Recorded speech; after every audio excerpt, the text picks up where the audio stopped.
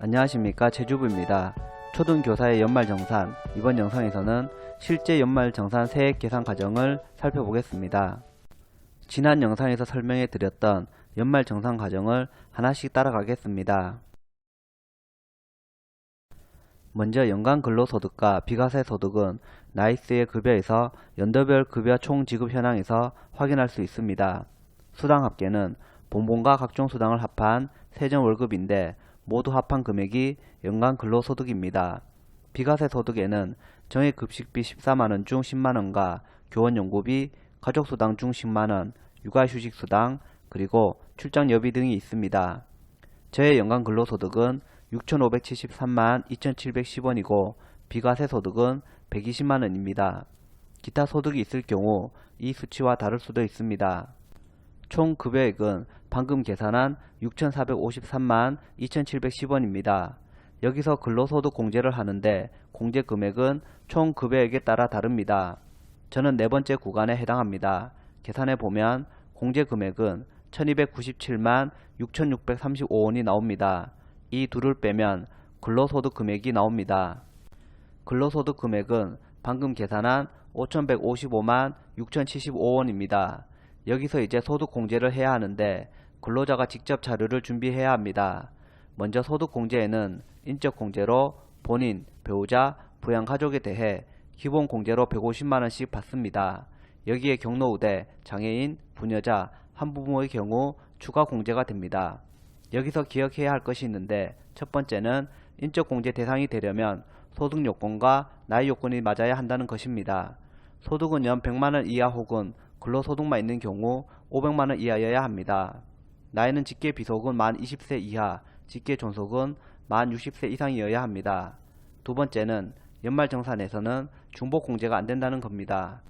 예를 들어 부모님이 공제 요건이 맞아서 제가 등록했다면 다른 가족은 부모님을 공제받아선 안 됩니다. 소득 공제 중 연금보험료는 월급에서 공제되는 공무원연금 기여금에 해당합니다. 특별소득 공제에는 건강보험료와 장기요양보험료가 있으며 주택임차입금 원리금 상한액, 장기주택저당차입금 이자 상한액이 있습니다. 다음 소득 공제로는 주택마련저축이 있는데 무주택 세대주로서 총 급여액 7천만원 이하의 근로자가 해당합니다. 주택청약종합저축, 청약저축 납입금액의 40%를 공제해 줍니다. 다음 신용카드 등 사용금액이 있는데 총 급여액의 25%를 초과해야지만 공제가 됩니다. 예를 들어 총 급여액 4천만원인 교사가 있다면 25%인 1,000만원이 넘는 경우만 공제가 됩니다. 그리고 신용카드 등 공제는 결제수단에 따라 공제율이 다른데 신용카드가 15%로 공제율이 낮습니다. 이 때문에 현금 영수증이나 직불카드를 많이 써야 한다고 하는 것입니다. 그리고 원래는 2020년 대비 소비 금액이 많을 경우 추가로 공제를 합니다. 이렇게 각종 소득 공제를 모으니 저는 1,938만 3,885원을 공제받을 수 있습니다.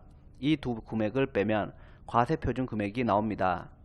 저의 과세표준 금액은 3,217만 2,190원입니다. 여기에 해당하는 세율은 15%로 72만원에서 1,200만원 초과 금액의 15%를 합한 금액이 산출세액이 됩니다. 계산하면 374만 5,828원이 세금으로 나왔습니다. 이제 세액공제를 받아야 합니다. 세액공제도 근로자가 직접 준비해야 합니다. 근로소득 세액공제는 산출세액에 따라 다른데 자동으로 됩니다. 근로자가 직접 챙겨야 하는 세액공제에는 자녀, 출산, 입양 공제가 있습니다. 연금계좌 공제 중 퇴직연금 연금저축은 납입액의 12%를 공제해주고 ISA 계좌에서 연금계좌로 납입한 금액의 10%에 12%를 공제해줍니다. 보장성 보험료는 연 100만원 한도로 12% 공제해줍니다. 다음 의료비 공제는 본인 및 부양가족도 가능합니다. 안경 구입, 산후조리원 비용도 포함되지만 의료비를 보험회사에서 보전받은 금액은 공제가 불가능합니다. 여기서 확인할 내용은 총 급여 3%를 초과한 경우만 공제가 됩니다. 예를 들어 총 급여액이 4천만원이라면 이 금액의 3%는 120만원입니다. 만약 의료비가 120만원이 안된다면 신청할 필요가 없는 것입니다. 교육비는 직계 존속을 제외한 부양가족은 가능합니다. 다음 기부금 세액 공제입니다. 정치자금, 법정, 지정기부금 등이 있으며 교사의 경우 교원 단체회비, 국군 장병, 불우이웃 돕기 성금 등도 포함됩니다. 담당자가 일괄 입력해 주는 경우도 있으나 각 선생님들께서 직접 등록하는 경우도 있으니 확인해 보셔야 합니다. 그 외에도 월세액 세액 공제도 있는데 총 급여액 7천만원 이하인 근로자가 대상이며 월세액의 10%를 공제해 줍니다. 이렇게 각종 세액 공제 항목들을 다 모으니 저는 87만 8,518원이 나왔습니다. 이 두 금액을 뺀 최종 결정세액은 286만 7,310원입니다. 2021년에 원천 징수한 금액이 339만 2,860원을 납부했으니 세금을 더 낸 경우입니다. 따라서 저는 최종 52만 5,550원을 환급받게 됩니다. 지금까지 실제 연말정산 세액 계산 과정을 알아보았습니다. 다음 영상에서는 연말정산 팁 몇 가지를 소개해 드리겠습니다. 영상에 대해 궁금하신 점은 댓글로 남겨주시기 바라며 구독과 좋아요 부탁드립니다. 시청해 주셔서 감사합니다.